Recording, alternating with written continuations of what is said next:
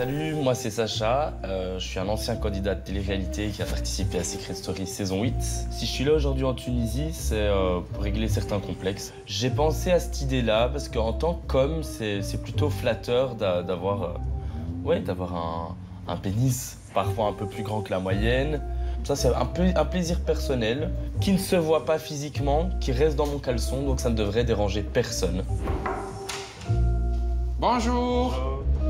Donc il y a deux volets. Il y a le volet longueur du pénis et il y a le volet diamètre du pénis. Le gain en matière de diamètre, ça va pas être de l'ordre de plusieurs centimètres. Ça va être un truc de 1 centimètre éventuellement, au plus. Ouais. Voilà. Pas plus, même 2? Non, généralement, on n'arrive pas à avoir... Ok. Je risque pas de le perdre, en tout cas, si je le fais. Hein. Il y en a eu quelques cas de perte. C'est pas vrai? Oui. Ah. Ok, allez. Au niveau de l'épaisseur, oui, on peut gagner de l'épaisseur. Pas de relation pendant 2 mois. Je peux pas avoir de relation pendant 2 mois? Oui, exactement. Le temps que la graisse prenne comme il faut. Non mais ça, c'est pas possible.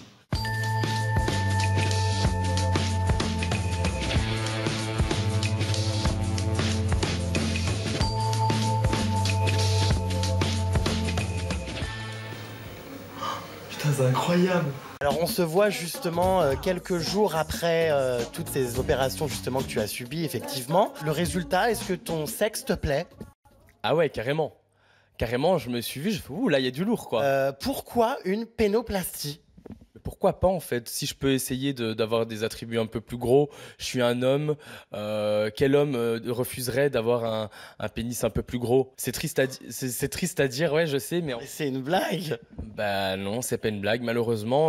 Moi, je me suis fait agrandir le pénis. Pourquoi? Bah, parce que j'en avais envie, parce que c'était là, parce que c'était fun. Ouais, mais le problème, c'est que là, j'ai l'impression un petit peu que tu banalises l'acte et que tu en fais quelque chose de fun, de ludique, de drôle.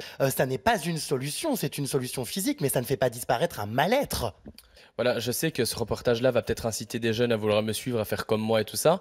C'est bien le problème. Ouais, je sais que c'est bien le problème quand on est une image, mais le but n'est pas là. Si vous n'en avez pas besoin et si c'est juste un caprice surtout, alors ne le faites pas. Alors oui, je vais regarder. Bon, j'aurais vraiment tout fait moi dans ma carrière.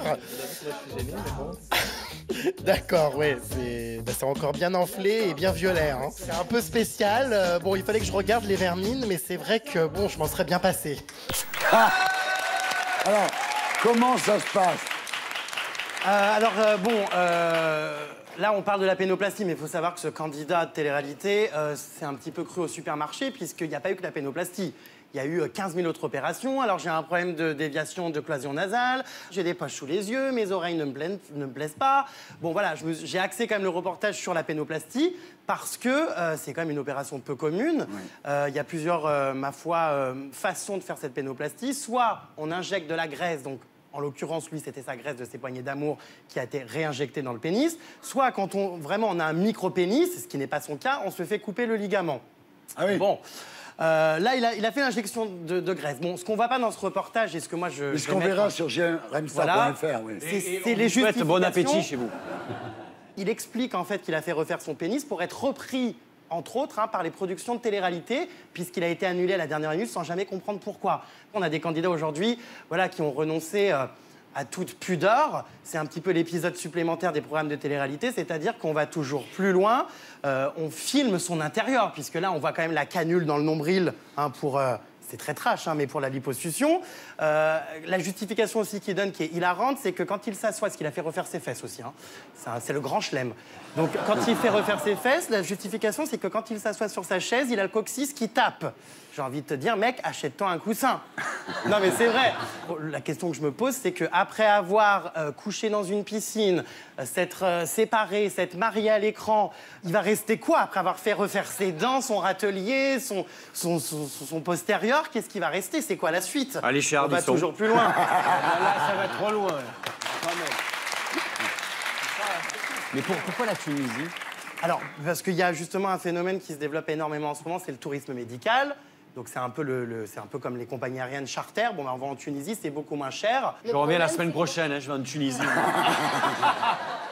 Voilà, alors attention. Très bien. Ils sont pas assurés, les gens qui vont faire leurs opérations En Tunisie, par exemple, quand tu habites en France, est-ce que tu es assuré s'il y a un problème Alors, derrière, tu es obligé de retourner là-bas? Donc c'est vrai que le suivi pose souvent problème. C'est un suivi qui a lieu via WhatsApp et Skype. Non mais c'est vrai.